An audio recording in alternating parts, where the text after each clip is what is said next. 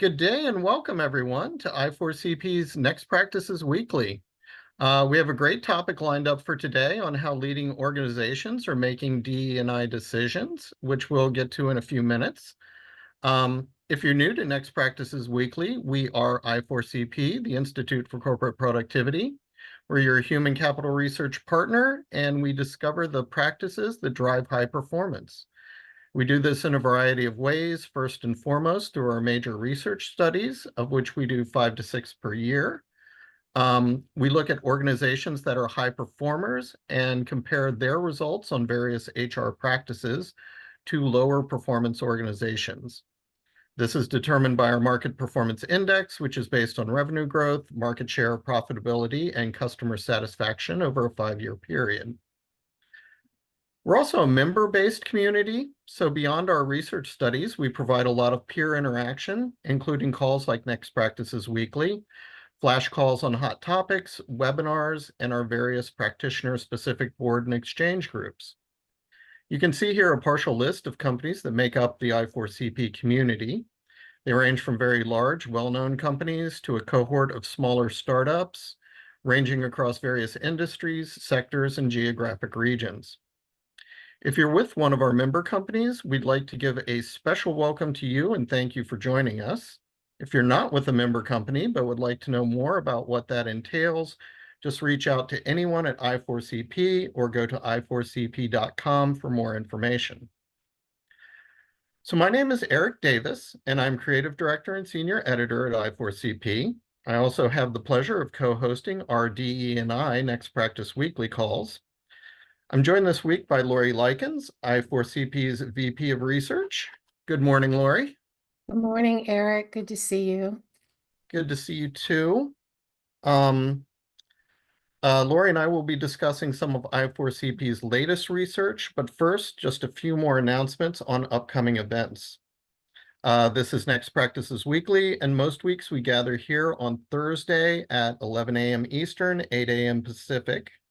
Next week, on March 27th, we'll be featuring Rob Cross, I4CP's SVP of Research, to discuss our newest major research project titled The Future of Leadership in a Distributed World. And Rob always has a lot of great information to share, so we hope you tune in. The week after that, on April 3rd, we'll have Margaret Eastwood, CHRO, and Bill Jewell, CIO at the U.S. Chamber of Commerce. And on April 17th, we'll be joined by Jessica Callahan, VP of Total Rewards at Symetra. So with that, Lorrie, did you have anything you'd like to share before we jump into the discussion with a poll question? Just that I'm really glad everyone has taken the time to join us today, and Eric and I are really looking forward to digging into this data and continuing our dialogue with one another about the data, which is always a long conversation with any survey or study that we do. We're continuously talking about the data, what the stories are that the data is trying to tell us, and what the drivers and implications of all that may be. But just to get a level set, get an idea of where everybody is, we just wanted to ask one simple poll question, and that is, for all of you on the call today, do you feel like you have a clear, succinct understanding of where your organization is on DE&I right now today? And we'll share a data point from this survey later on in this morning's discussion that speaks to this as well. So we'll go ahead and launch the survey and see how that data is looking. This is definitely something that we have been, first of all, Eric and I are research partners. We have been working together as partners on diversity, equity, and inclusion, and leading several major studies over the years. So this is something that we talk about a lot in conjunction with this topic, communication and messaging. It's just a big factor in all of the research that we've done on DE&I, and it's definitely coming to the fore with what we're all experiencing right now, is the degree to which organizations are figuring things out and whether or not they're communicating with their workforces about it. So what do you think, Eric? This looks good. This is good news. I think in some ways this is more encouraging than what we even saw with some of the study on where people were. I think people are starting to maybe clarify their messaging around what they're doing and getting it out to their workforces a little better.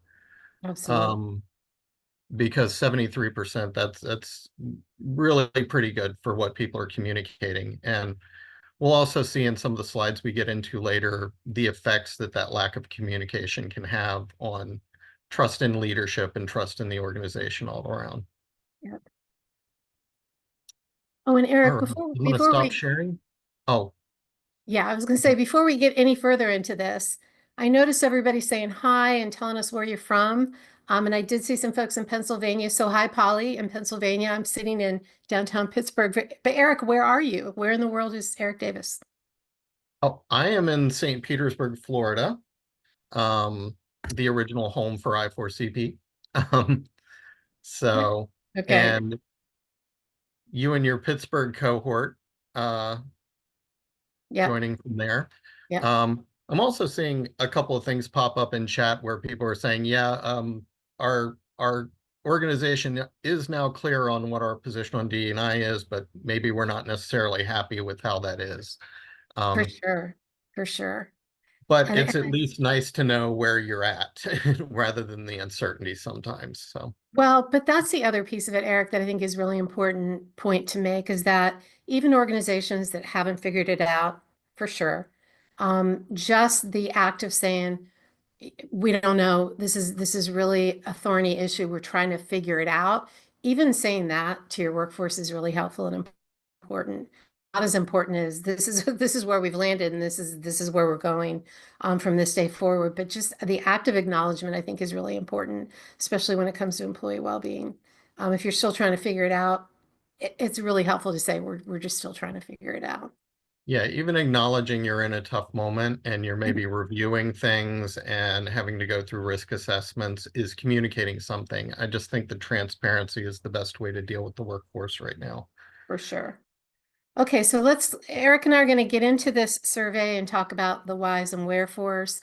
Um, the first thing that I want to share with all of you is that this is a follow-up, or it was initially intended to be a follow-up survey to a DE&I survey that we did in January, February of 2024. Because a year ago, there were headwinds and there were issues coming up, and we were very well aware of that. Once the executive order started rolling out in January of this year, we did go ahead and rerun the survey. We kept some of the original questions from the year before. Obviously, there was a need to change some of the questions this year, but we do have some longitudinal, perspective from last year to this year that we can share with you. So just the details about the survey. Eric, do you want to get into the details of who, what, where, when, and why? Well, yeah, I mean, we conducted the survey just last month, February 18th to 24th, so this is pretty fresh data. We had 636 total participants, which is pretty good for a pulse survey that was only in the field for a very short time.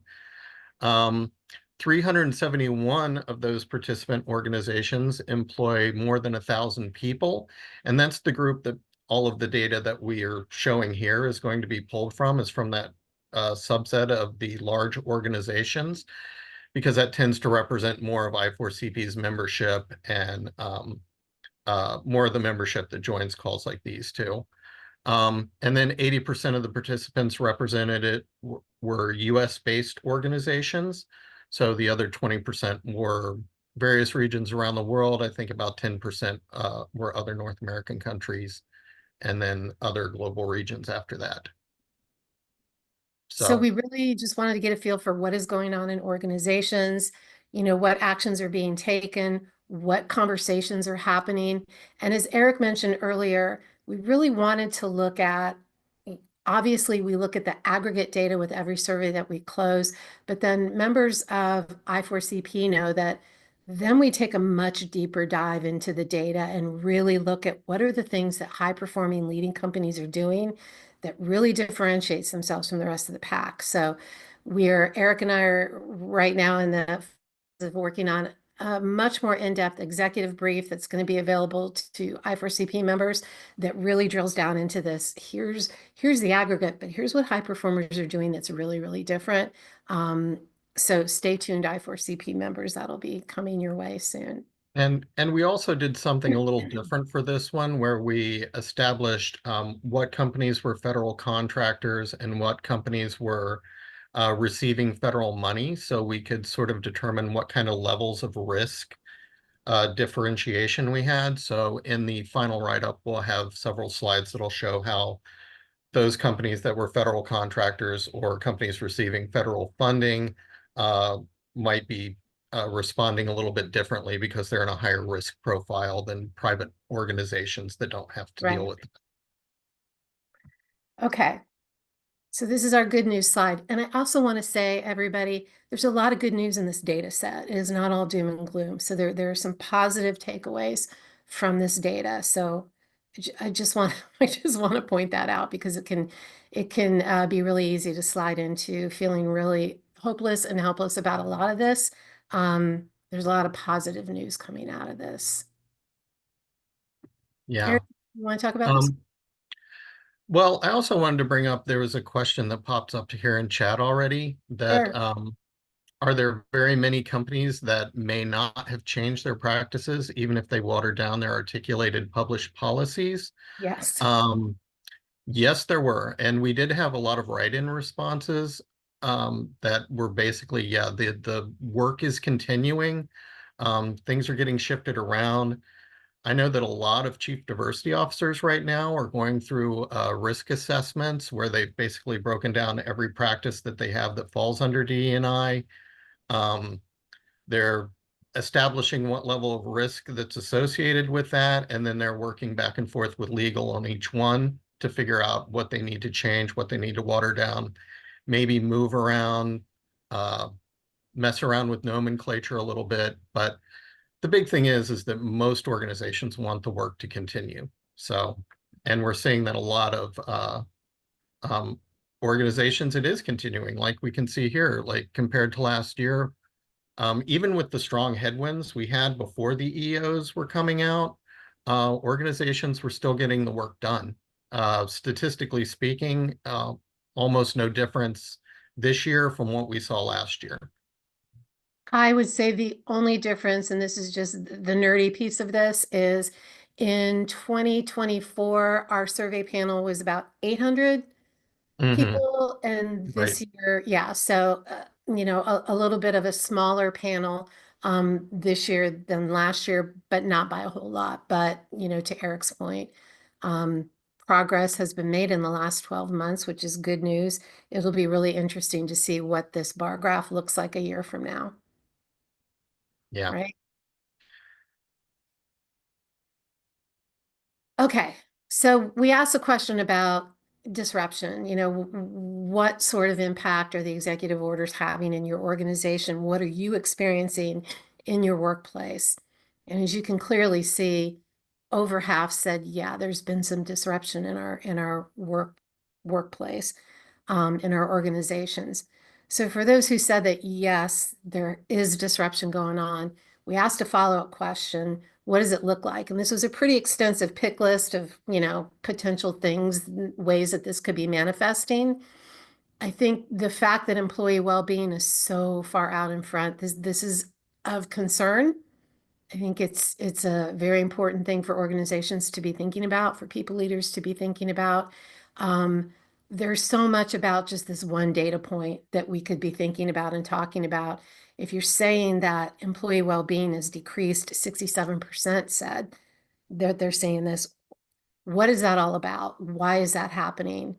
Um, yeah, this is Yeah. definitely a data point that causes us concern.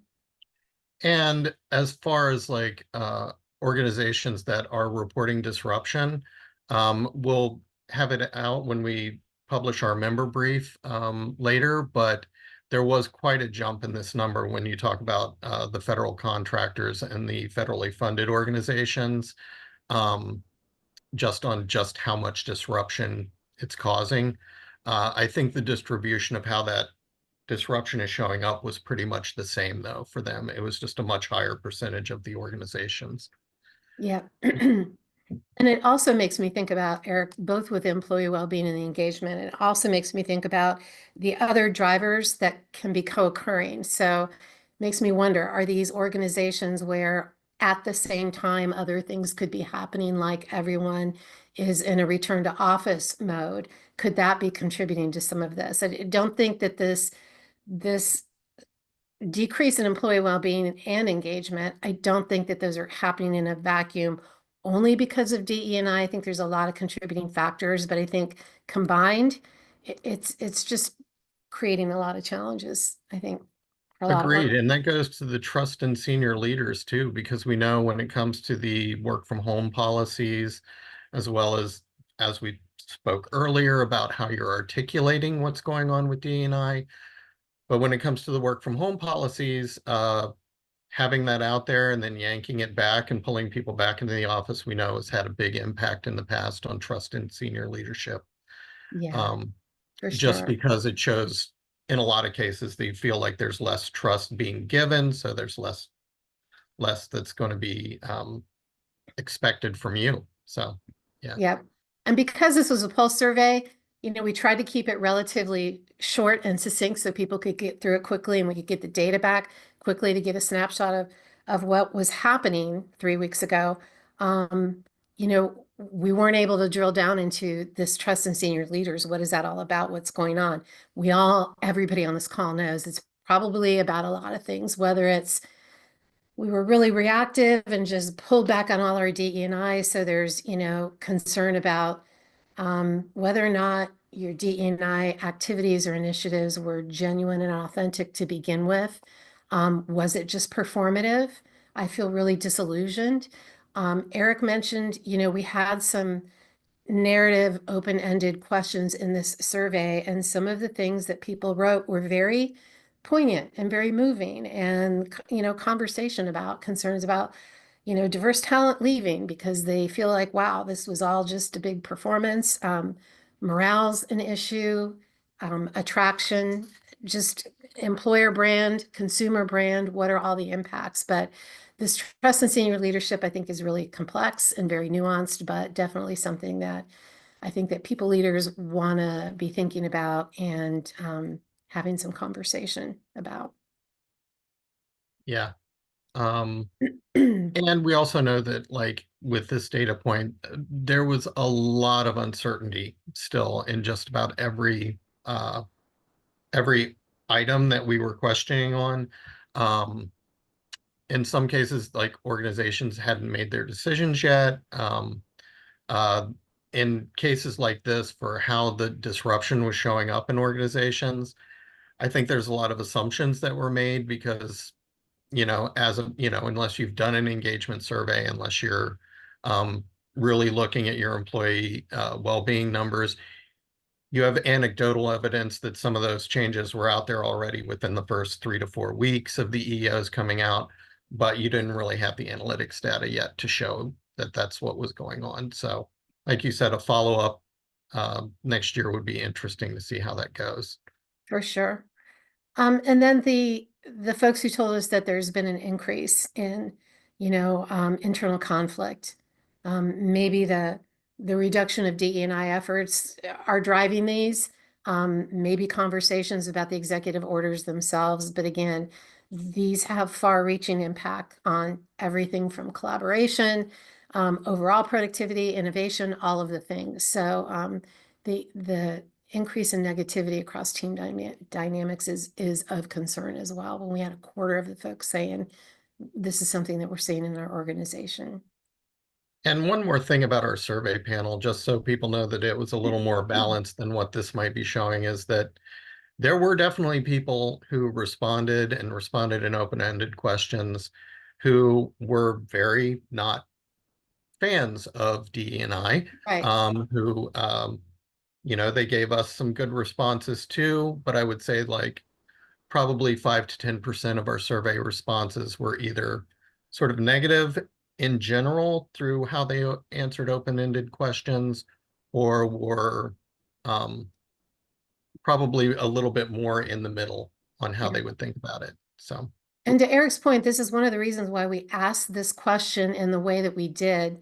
You know, one of the things that we do at I4CP, especially when we're putting together pulse surveys where we're really trying to get it out in a timely manner because it's happening right now, we do circulate the survey across our organization and ask for input from other teams across I4CP. And one of our colleagues said, you know, we really need to make sure this is balanced. So we need to ask, are these impacts positive or negative? So again, this ongoing conversation that we're having as researchers about what is the story the data is telling us, you know, I'm looking at that one, clarity on the company's mission.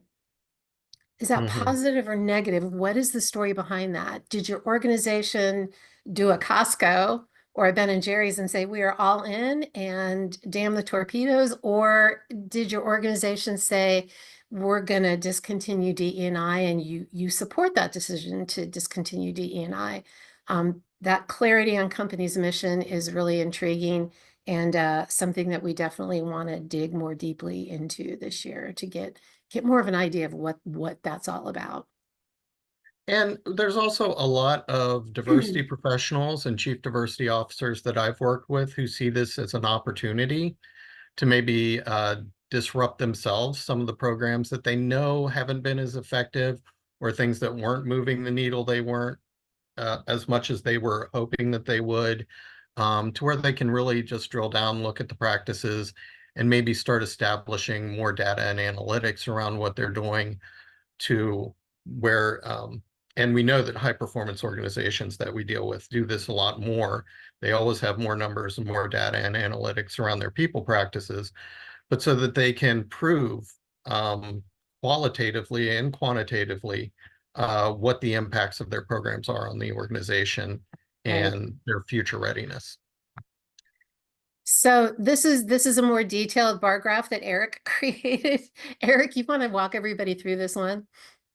Yeah, this was just showing, I mostly wanted to add this to the last one of like how the disruption is showing up to show just how high the levels of uncertainty were on some of those. So everything in gray are people that either don't know, weren't sure, or said that they were having no changes in that area.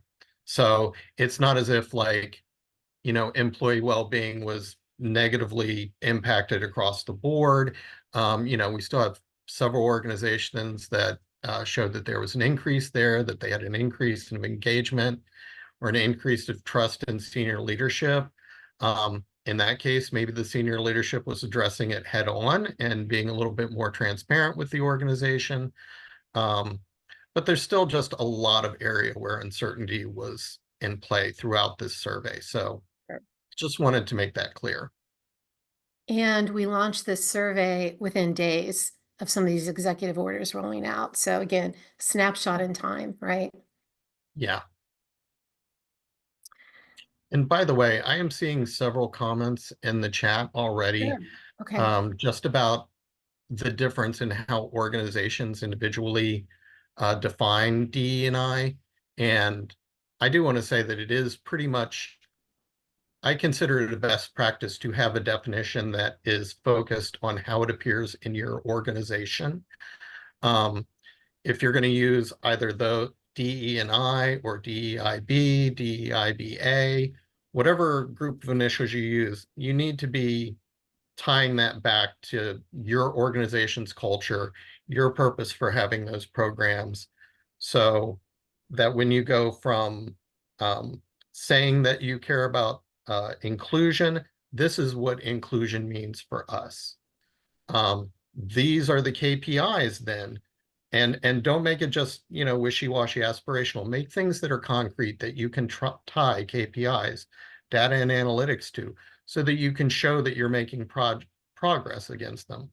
It makes the terms a little bit more bulletproof um, in the organization, because when you can point to the definition, point to the data that backs it up, and then show where it's moving the organization forward, there's a lot less resistance. There's a lot less need for um, a lot of the headwinds that we've seen right now. And it's a lot easier for leaders to be able to convey that to the rest of the organization. Okay, so this slide is just a slice. As I mentioned before, for I4CP members, we get into this much more in depth in the executive brief that we're working on, but this was a series of agree or disagree questions. So as you can see, most folks who took this survey said that their workforces value their organization's commitment to DE&I. We also felt like it was really important to try to get an understanding of whether or not folks felt like or believed that the DE&I work that was happening in their organizations was resulting in reverse discrimination, preferential treatment for certain groups, and that just is not the case. Mhm. Also, really good to see that there's some good metrics going on because, over half said we've got some good data that really helps us demonstrate impact to the bottom line. And then, not anticipating at the moment, again, this was a couple of weeks ago, shareholder pressure to, make some changes around their DE&I work. And we also consider that, not all of our survey participants were in public organizations where they would have shareholders that would vote on that. So, Right. and my one thing about the most of our employees value our commitment to DE&I, that 81%. We aren't saying that 81% of the employees are value the commitment to DE&I. We're saying 81% of the organizations say that most of their employees do. So we know that there's a big divide in the country. We know that, in general, around 52% of the employee population, if you want to go with, say, Pew data on that, think that DE&I in the workplace is a good thing right now. And we also know that I think around 21% by Pew data say that it's a bad thing. And then that there's several people, 20 some percent in between, that are a little wishy-washy on it. So we're not saying that 81% of employees are supportive of DE&I. We know that's not true, but in most of the organizations that we looked at, 81%, they feel that most of their employees do value it. Yeah. And that Just second felt, point, I'm sorry, go ahead.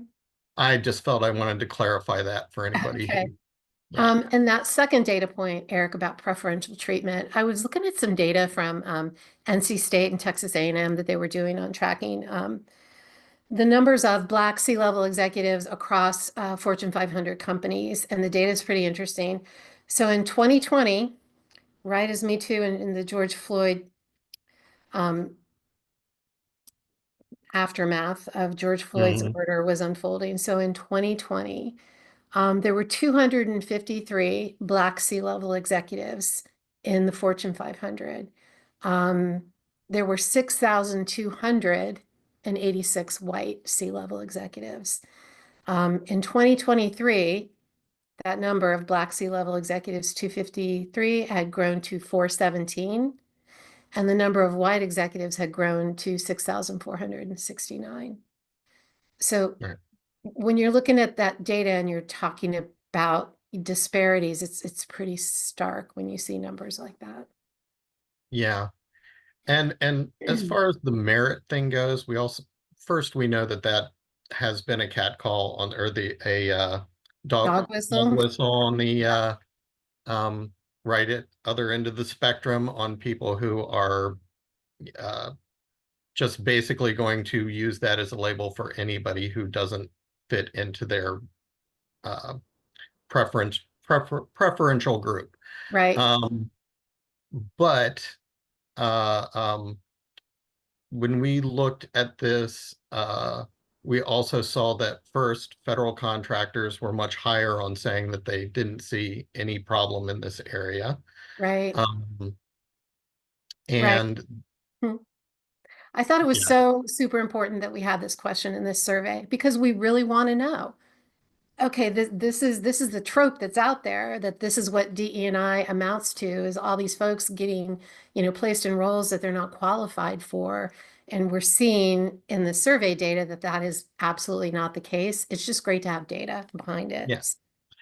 And I've also talked to a lot of CEOs who say, like, look, we can have up to 1,000 people applying for one position within our organization.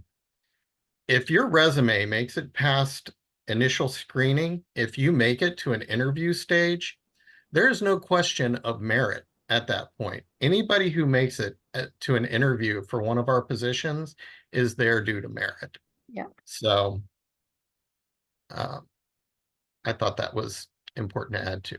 Yes. Uh, Eric, you had some highlights around these two numbers. right. These were ones where we saw particularly big discrepancy between high performance organizations and low performance organizations. Yeah. So we'll be having more of that in detail in the brief that we publish. Um, Also, on this one, as we go through that, I've highlighted a couple of those as well. Yeah. So again, we put together several pick lists just to get an idea of what is happening, excuse me, in your organizations right now. This first one, no surprise at all. I'm sure everyone who's here with us this morning is saying, yeah, yes, absolutely. We're talking about things differently. We're looking at things differently. But this first one, I think, is just something that's very commonly happening across organizations. And I think also that, we've had a lot of conversations with Jenny Yang, who's been a guest on some of our calls. And Jenny has been very candid about this really is the time for organizations to take a step back, take a breath, do a really fearless inventory of where we've been with our DE&I work since 2020. Where did we maybe rush into things without really solid planning and strategy? Where did we maybe fall down on execution? Where could we have possibly done a better job of education and messaging? Where did we, miss an opportunity to really provide much more depth to what it was that we were doing, the why of what it was that we were doing. So I love the header that Eric put here, which is now is the time to assess and reset. Yeah. And for anybody who's not familiar, I wasn't planning this, but I just wanted to give a author shout out. Lily Jing has a book called Deconstructing DE&I Yeah, that is excellent. It really gets into a lot of the history of a lot of the ways we define DE&I and a lot of the failures that we've had in some cases to really tie it to metrics, to tie it to the business imperative where it needs to, and to decouple those things where maybe it doesn't need to, where it's a cultural imperative, where it's a value that we support because we support it. Um, but, and I'm also seeing a lot of people in chat talking about how you define DE&I and how you talk about DE&I and the importance of that for how it filters through your organization. There's also several articles. I think we'll be posting some resources later, and I'm not sure which ones are in there, but there are several out there about um, how you communicate DE&I being better. Like using the term DE&I, we know that it's kind of got the poison pill on it now. Um, so when you say it to a larger group, when you say diversity, equity, and inclusion, there's studies out there that show that saying it out instead of saying DE&I actually is a lot less divisive for people, and it communicates what you're actually talking about a little bit better. And there's a lot of other tips out there in the data on um, what terms are less divisive and which ones are more divisive. yeah. And to Eric's point earlier, again, with the narrative, the write-in responses, we got a lot of comments of we're keeping on, keeping on. We're just keeping our head below the top of the hedge and not attracting attention, but we're continuing to do the work. The other thing Yeah, I really want to emphasize is this fourth and fifth bullet point. Um, any changes to our DE&I work will be data-driven and also communicating our revised DE&I business strategy. Those two can and should go hand in hand. If you are making statements to your workforce, you know that those are going to become public pretty much instantly. If those statements are being led with data, you're in a really good position. These are the decisions that we're making about where we're going with DE&I based on this data. When you are leading with data, it's really, really easy to continue to advance the work. So not reactive data, information, research, interrogation, And while a lot of what we saw was pretty similar in some cases between high and low performance organizations on just the level of what had to be reacted to, where we saw some of the biggest differences throughout this entire thing, and I think the any changes in our DEI work will be data driven, was the highest correlation to market performance that we had all around, and one of the biggest gaps between high and low performance organizations. Because like I said before, we just know that our high performance organizations always lean into the data for their decisions a lot more than low performers. So then, Eric, if anyone hasn't asked a question in chat, I'm assuming the question will come up. So when we're talking about data, what are your suggestions since you sit with our Chief Diversity Officer Board? If you could just top 3 metrics for your DE&I data, what would you recommend? Well, my big thing is that it depends on what it is you're measuring at first. If it's something directly related to your organization, like your talent function, being able to find roles within your organization, whether it's related to what kind of tier movement you're seeing within the organization. I think quality of movement is a good metric to be like focused on for one, because when you have people that are moving around within your organization, it usually shows a healthy career development path. So if you can just get a disaggregated version of that. Disaggregated employee engagement data is good, but it's also much better if you add in like a belonging indices or an inclusion indices somewhere in there, places where you can get at specifically what you need to work at in those kind of ways in your organization, and then the demographic breakouts for your different groups so you can see which groups are impacted by that the most. But then when you have specific DE&I functions, the point is to build the metric in while you're talking about it in the beginning and not try to wait until you've got the program already planned out and then say, okay, what metrics can we slap on this to see if we're moving the needle? Right. Sometimes you'll need to do a specific before and after just on that one thing that you're working on. Sometimes you already are collecting metrics that you can co-opt that can be used, like I said, either disaggregated format or not. But you just don't want to have it as an afterthought. You need to think about it like you're building a building and you're putting in an elevator. It's a lot better to have that elevator in your initial plan than it is to try to retrofit it into the Yeah, building after you're done. exactly. So, And I guess a final point on the metrics piece is that our research has shown over the years that high performance organizations are much more likely to disaggregate their data. So yeah. just think. Okay. All right. So another pick list, we wanted to know, what are you continuing to do? What is your organization, moving full speed ahead with? We also asked, are there things that you're going to discontinue or maybe you've put on pause for reevaluation? So this is just one slice of this question. What are your organizations continuing to do within the next 12 months?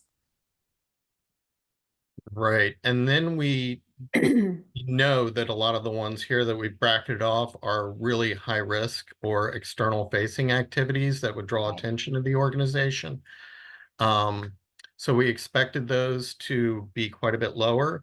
But what we also saw, yeah, and I think we'll have time to show this slide later, is that, in this case, a lot of organizations are more inclined to be just pausing these activities right now rather than discontinuing a lot of things. We'll Yeah. show that next. But certain things like I know there were certain questions people were asking. It's like, can we still do our Pride activities? We have this all planned out for Pride or Black History Month or Women's History Month. It's like, yeah, most organizations are chugging ahead with those, no problem. If you can go down to where you can show it's like whatever you're doing doesn't give preferential treatment to a protected group around a tangible employee benefit, you're safe. It's really your risk profile on those kind of activities are pretty low. So things like observance months are like that. Sponsorship of employee resource groups, as long as those groups are open to all and there's no tangible employee benefits that's gotten by membership of that the rest of the organization doesn't receive, those are safe. Um, Pay equity audits. I think equity, anytime you're looking at equity, that's a safe area to look into. I also think that I4CP has its series of bias audit checklist, which we've updated. So anytime where you're looking to remove bias from processes throughout the organization, those are activities that are safe to continue with. Yeah. Um, I also want to point out this one in the fifth in the bracket, the top one in the bracket, education for employees to address misconceptions about DE&I. Eric and I have been working our way through updating I4CP's series of bias audit checklists for everything from succession planning to performance management, talent acquisition. One of the things that we have revised is really looking at your language and talking about, mandatory unconscious bias training. Even the word training can really evoke defensiveness. It feels like there's a remediation that's required. But if it's talked about as an educational opportunity, it's a voluntary educational opportunity. The nuances of the language and the way that we message are really, really critically important in terms of driving change in a positive direction. So just small little changes can make a really big difference. yeah. Um, and here's the other thing about everything on this list. Absolutely every one of these start, stop, continues that we have on this list, high performing organizations were more likely to report continuing all of them by a pretty decent margin too. Okay, so this slide, I think that Eric created gives us a more broad picture in terms of what is going on. And the header says it all. Organizations are much more likely to be telling us that they're just hitting the pause button right now and taking a step back to do some assessment. Based on a lot of things. Are they concerned about legal issues? Are they taking a wait and see what's happening with litigation that's in various stages of process at the moment? Public opinion, Right. um, all Yeah. of that. And I think really waiting for court decisions. We know that there's also the initiative for the DOJ to target specific organizations.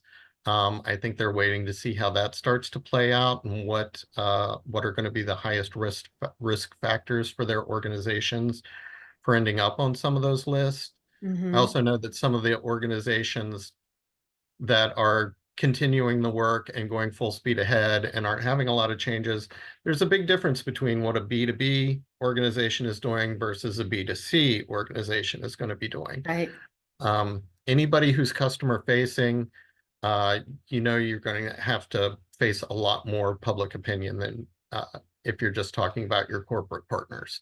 Yeah. So, And a lot of this is very reflective of the whole conversation that we've been having since January of what even does illegal DE&I mean? Nobody knows. So the pause for review makes complete sense. yeah. All right. So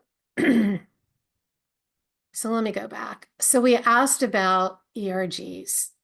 Anybody who took this survey who told us that they're discontinuing ERGs, we did want to dig a little bit deeper into that. So those folks did get a follow-up question. So as you can see, first of all, I just want to say it was a very small number of folks who took this survey who said that we're discontinuing our employee groups, whether they're ERGs, BRGs, affinity networks, whatever they call them. Really small number, but we still wanted to know, okay, what are the groups that you're discontinuing? So, so this is where we are. And we've had a lot of conversation within our research team about the implications of this. I think some of it's pretty self-evident, but it's very interesting that you've got military veterans way down there. Gender, LGBTQIA, and race and ethnicity are topping the list.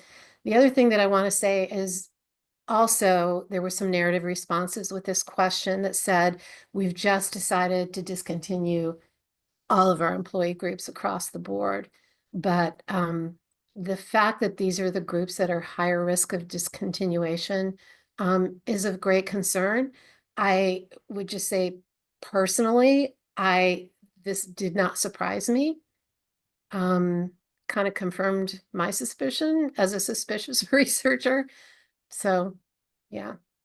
But the other thing we also acknowledge is that those are the most common employee resource groups out there. So they're Yeah, the ones more likely to be in place in most organizations. So if there was a decision to discontinue or pause, some organizations will only have up to 4 different ones that they sponsor at any given time. It's the more developed DEI practices and organizations that'll have up to 12, 13 sometimes ERG groups that they sponsor. So, yep, but yeah, this was fairly telling, and it does show that there are areas of your DE&I practices maybe that are going to be more under the microscope than others. for sure. Yep. Okay. This is a question that members of our Chief Diversity Officer Board were very keen to get some data on, and I think we have 54 people on that board, so very representative of the Fortune 500. Really wanted to know what skills our team members would need in the coming months and year. Eric, you had said that this analytics piece is really critical. Right. Sorry, I just wanted to respond to someone in chat real quick. Um, yeah, again, analytics, when we talk about what high performance organizations do different from lower performance organizations. Um, when we talk about the skills that will be needed in the future, high performance organizations were much more likely to say analytics. There was a gap in many of these between high and low performance organizations. This one was definitely the biggest gap in the analysis that we've done. And it was about, 10 to 15 percentage points. I can't really recall off the top of my head, but uh, when you're an organization, like we've already said, that is more likely to base your criteria for change on data, when you're an organization that already has data that they say is driving your programs and that you can show that you're having positive results due to the data, of course, analytics is going to be something that's going to top your list on what you need. Um, and by the way, this entire question was very important to our Chief Diversity Officer Board, who wanted to really, probably even beyond this, get into a more detailed list of skills that would be necessary in the future, because they also know that within the field of DE&I, it's not an area that has a governing body or group of research. There are certifications out there, but there's no universally recognized, and there's no universally recognized skill sets.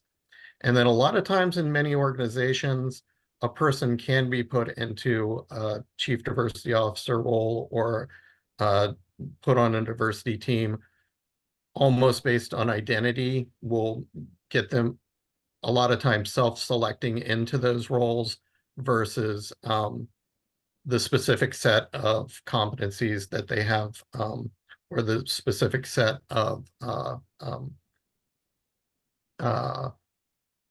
background that they have in certifications or anything like that. So there's also probably a need for much more rigor, and we're looking into this. I4CP and the Chief Diversity Officer Group's been discussing this for years. What certifications would maybe make for the best to throw support behind or provide guidance for on what kind of competencies are important for the future of the field. Okay, I mentioned earlier, the critical role of communication. Clearly, you can see here that there's some work to be done with communicating, despite the poll at the top of this call. What we found out a couple of weeks ago is 71% said, we're not clear on what's going on, which I think was very, understandable and expected for the time period in which we did this survey a few weeks ago. Everybody was really kind of in, freeze, pause mode. So, I'm expecting that probably this survey question, if we asked it today, the numbers might be a little bit different, but the importance of messaging, continuous messaging, not leaving things, open-ended, because when we choose silence, we're choosing to let other stories, other narratives fill in those blanks. So, to my point earlier, if you're still trying to figure it out and assess, it's okay to stay. We're still trying to figure it out and assess, but just silence is not helpful. Yeah, what is with anything with corporate communications, when you're silent on an issue, the rumor mill takes over. Yep. So be it the media that's going to overtake the narrative in your organization, or just the employee uncertainty that's underlying and people talking. Um, if they know that something is coming, even that's a better communication than no communication For sure. about what you're doing. By the way, we also had a question that came up in chat, and I'm sorry if I'm getting a chance to look over here occasionally, but there's a lot of great questions that have been popping up. But Okay. did the Hit research some. look? Do we have Did time the to re hit some? yeah, yeah. Uh, Okay. well, a few minutes. Okay. Did the research look at what global companies are doing versus US companies? Because the rest of the world still agrees this is important. Now, Lorrie, I know that you've done a lot of looking into specifically the write-in responses on this. We showed at the top of this that 80% of the organizations that responded to this survey were US-based organizations. And we asked generally more US-based, US-centric sort of questions because we were dealing with the impact of the executive orders. Uh, but what we know, I guess, from the write-in responses and from what I've known from some of the global organization leaders that I've talked with, um, is that, yeah, they are full speed ahead outside the US and are actually doubling down in a lot of areas. Very much Um, so. We had several narrative comments from folks based in EMEA talking about, hey, we just passed same-sex marriage in Singapore. Or here's what we're doing in Japan. So the global comments were very much, we're following what's happening there in the US and we're alarmed. However, our work here is continuing. So that was encouraging to see for sure. And we're going to continue to dig into what's happening globally throughout the rest of this year and beyond for sure.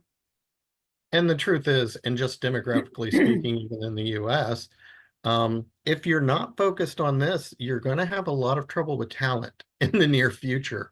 Um, you know, you're demographically speaking in the US, we know that the US is becoming more diverse. We know that talent segments are going to be harder to reach and more in demand. We know that there's going to be talent shortages. So if you don't have specific outreach, if you aren't making your company and your culture appealing to everyone, this will just be more of an issue for you as you go forward. So abandoning the work now, either in the US or globally, I think I've seen articles from Fortune and from Forbes both saying that that sort of short-sightedness is not going to serve your organization well in the future. Right. And the thing, we have been tracking internally at I4CP public statements, things that are showing up on social media, memos that organizations are putting out that have decided to roll back certain DE&I activities. I just want to remind everyone there are very few organizations that have said DE&I work is just completely done. We're not doing any of it in any way, shape, or form. There just aren't. I think there's maybe three organizations that we have documentation that is what is happening. Um, the other thing I want to say is even those organizations that have said that, they're not leading with data. They're not saying, we looked at the data, here's what it's telling us, and therefore we're making a decision to cease and desist on all of our DE&I initiatives. If you're not leading with data, what is your reasoning? And even if you're not talking about it openly, your consumers, your potential, talent that you're trying to attract, they are kind of wondering, they are asking that question. The other thing I just want to say is there's a lot of screaming headlines out there, but if you dig deeply and actually read those articles, there's just a lot of rhetoric and hyperbole that is not based in fact and data. Yeah. One last thing, and then we only have 3 minutes left, so Okay. we'll have to wrap things up. But we had another comment here. Curious what other companies are planning around company awards, those you submit for versus those awarded without a submission. I really wish I had remembered to add that third-party employer of choice kind of awards to our pick list of things to start, stop, continue. Yeah. But what I can tell you from my discussions with a lot of chief diversity officers and other diversity leaders is that many organizations are pulling back from these or reevaluating right now. Some of them are just pulling back from all of the third-party uh, external sort of award things Yeah. altogether. Other organizations, though, it depends on your market and your talent market. There are certain companies I know within the fashion industry who have said that, we know that we have a large LGBTQ contingent in our employee group, so, we are going to continue with, say, the HRCI, and we want to make sure that everything gets updated. And there are certain people on the HRCI contingent that are like, we're continuing with the employer of choice side of it. We're not continuing with some of the things on the advocacy sides of it. So Yep. it really depends.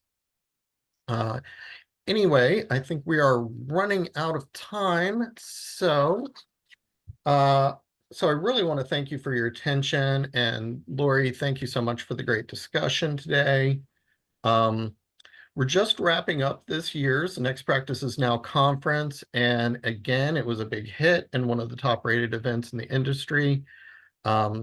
2026 early registration is now open. So if you would like, register by March 31st to lock in this year's prices for next year. As always, the conference is closed to vendors and consultants. You can join us personally or in person or virtually, so secure your seats today. And for those fulfilling their HRCI and SHRM recertification credit hours, those ID numbers are available on screen or here in chat. Just write down the relevant program ID or activity ID to get credit hours for attending this call. And thank you all again for attending, and I hope you have a wonderful rest of your day.